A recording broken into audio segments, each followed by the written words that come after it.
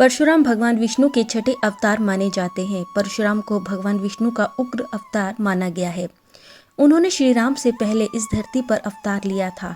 कहा जाता है कि उन्हें चिरंजीवी रहने का वरदान मिला था। इसी कारण ये भी माना जाता है कि वे आज भी इस धरती पर मौजूद हैं। जन्म। पौराणिक मान्यताओं के अनुसार परशुराम को विष्णु के 10 अवतारों में से छठा अवतार माना जाता है। उनके पिता का नाम ऋषि जमदग्नि था और उनकी माता का नाम रेणुका था, जिन्होंने पुत्र प्राप्ति के लिए एक महान यज्ञ किया। इस यज्ञ से प्रसन्न होकर इंद्रदेव ने उन्हें तेजस्वी पुत्र का वरदान दिया और फिर बैसाख मास के शुक्ल पक्ष की अक्षय तृतीया को परशुराम ने जन्म लिया। माता पिता ने उनका नाम राम रखा था। राम ने शस्त्र का ज्ञान भगवान शिव से प्राप्त किया था। भगवान शिव ने प्रसन्न होकर अपना फरसा यानी परशु दिया था। इसके बाद वे परशुराम कहलाए। परशुराम को चिरंजीवी माना जाता है, यानी वे आज भी जीवित हैं। उनका जिक्र रामायण और महाभारत दोनों कालों में किया गया है। कहा जाता है कि कलयुग के अंत में जब विष्णु भगवान का जन्म कल्कि अवतार में होगा, उस समय परशुराम भी पुनः धरती पर प्रकट होंगे। जब परशुराम ने काटा अपनी ही मां का सिर। भगवान परशुराम पराक्रम के प्रतीक माने जाते हैं। वह अपने माता पिता के परम भक्त थे। पौराणिक कथा के अनुसार एक बार परशुराम की माता रेणुका नदी पर जल लेने गई, जहां उन्होंने नदी में राजा चित्ररथ को जल विहार करते देखा।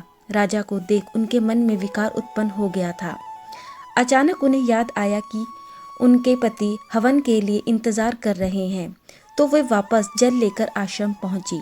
उनके पति ऋषि जमदग्नि ने अपने तपोबल से अपनी पत्नी के मन में आए और उत्पन्न हुए विकार को जान लिया था। इसी बात से क्रोधित होकर उन्होंने परशुराम से बड़े 3 अपने पुत्रों को आज्ञा दी कि वे अपनी माता का वध कर दे, लेकिन मोहवश कोई भी पुत्र अपनी मां की हत्या नहीं कर पाया। उसी समय परशुराम वहां पहुंचे। तब उनके पिता ने उनकी माता और उनके भाइयों का वध करने के लिए उनसे कहा। परशुराम ने पिता की आज्ञा मिलते ही बिना सोचे अपनी माता और अपने भाइयों का वध कर दिया। पुत्र की पितृभक्ति देख ऋषि जमदग्नि प्रसन्न हुए और उन्होंने परशुराम से वर मांगने को कहा। परशुराम अपने पिता का तपोबल जानते थे, इसीलिए उन्होंने अपने पिता से अपनी मां और भाइयों को पुनर्जीवित करने का वरदान मांगा। उन्होंने पिता से मांगा कि उनकी मां और उनके भाई इस घटना को याद न रख सकें कि मैंने उन्हें मारा था। जमदग्नि ऋषि के तपोबल से ऐसा ही हुआ। पुत्र की तीव्र बुद्धि को देख ऋषि ने उन्हें ख्याति और अस्त्र शस्त्र से निपुणता का वरदान भी दिया। परशुराम और गणेश युद्ध। ब्रह्म वैवर्त पुराण के अनुसार एक बार भगवान परशुराम अपने इष्ट देव भगवान शंकर के दर्शन के लिए कैलाश गए। वहां भगवान शिव माता पार्वती के साथ विराजमान थे। साथ ही माता पार्वती को राम कथा भी सुना रहे थे। कथा में कोई विघ्न न पड़े, इसके लिए उन्होंने अपना दिव्य त्रिशूल गणेश जी को प्रदान कर दरवाजे पर ही खड़ा कर दिया। साथ ही आदेश भी दिया कि कोई भी अंदर न आ पाए। तभी वहां परशुराम पहुंचे और भगवान शिव से मिलने की अपनी इच्छा उन्होंने प्रकट की।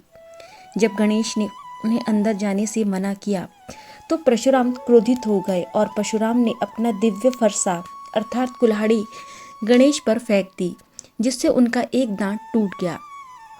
कहा जाता है कि परशुराम और गणेश से हुए युद्ध में जब गणेश जी का दांत जो टूटा था और उसी के बाद ही वे एक दंत कहलाए।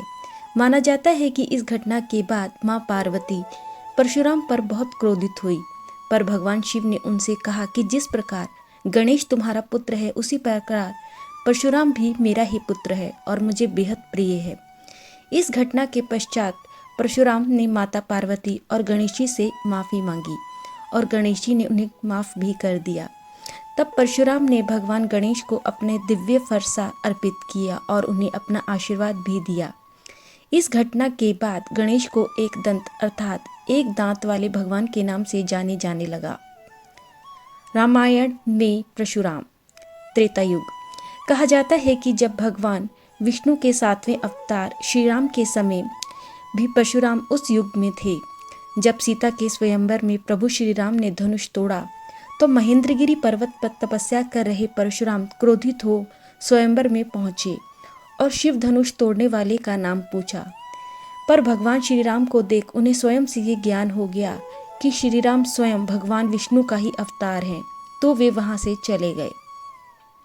महाभारत काल में परशुराम, द्वापर युग। भगवान विष्णु जब अपने 8वें अवतार में श्री कृष्ण रूप में धरती पर जन्म लेकर आए तो कहा जाता है कि उस काल में परशुराम भी थे और महाभारत युद्ध के कई महान योद्धाओं को भगवान परशुराम ने ही शिक्षा दी थी। परशुराम द्वारा भीष्म पितामह, गुरु द्रोणाचार्य तथा कर्ण को अस्त्र शस्त्र की शिक्षा दी गई थी। परशुराम का कोंकण बसाना। कहते हैं एक समय परशुराम के पश्चिमी तट की भूमि जलमग्न थी और पूरी तरह से पानी में डूबी हुई थी। तब भगवान परशुराम ने अपनी कुल्हाड़ी से समुद्र के पानी पर प्रहार किया तथा उसे पीछे ढकेल दिया। इससे वहां भूमि का निर्माण हुआ जिसे कोंकण की भूमि कहा जाता है। गोवा के निर्माण में परशुराम की महत्वपूर्ण भूमिका को याद करके उन्हें आज भी निर्माता रूप में धन्यवाद दिया जाता है। परशुराम की प्रतिज्ञा और 21 बार क्षत्रिय वंश का सर्वनाश। कथा के अनुसार कहा जाता है कि एक बार हेवंश के क्षत्रिय राजा को अपनी शक्ति पर बहुत घमंड हो गया था, जिसके चलते उन्होंने ऋषि मुनियों पर अत्याचार करना शुरू कर दिया। इसी के चलते क्षत्रिय राजा सहस्त्रार्जुन परशुराम के पिता जमदग्नि के आश्रम पहुंचे और वहां उनकी कामधेनु गाय को देख और उसके चमत्कार को जानकर राजा के मन में लोभ और लालच आ गया और उन्होंने महर्षि से कामधेनु गाय को बलपूर्वक छीन लिया। इसके बाद परशुराम को जब राजा की उद्दंडता के बारे में पता लगा तो उन्होंने क्रोध में आकर क्षत्रिय राजा सहस्त्रार्जुन का वध कर दिया।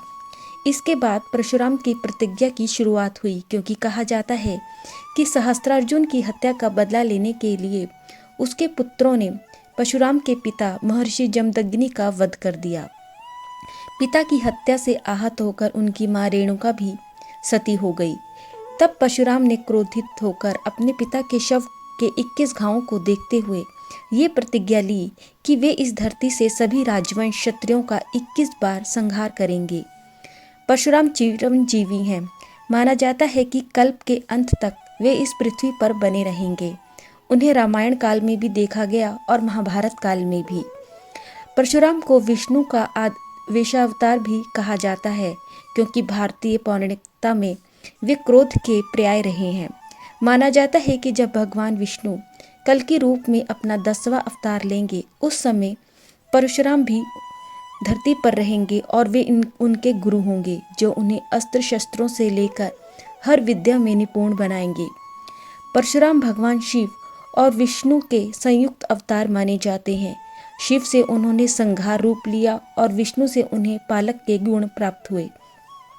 इसी कारण कालांतर तक वे चिरंजीवी हैं और कल्प के अंत तक इस धरती पर बने रहेंगे।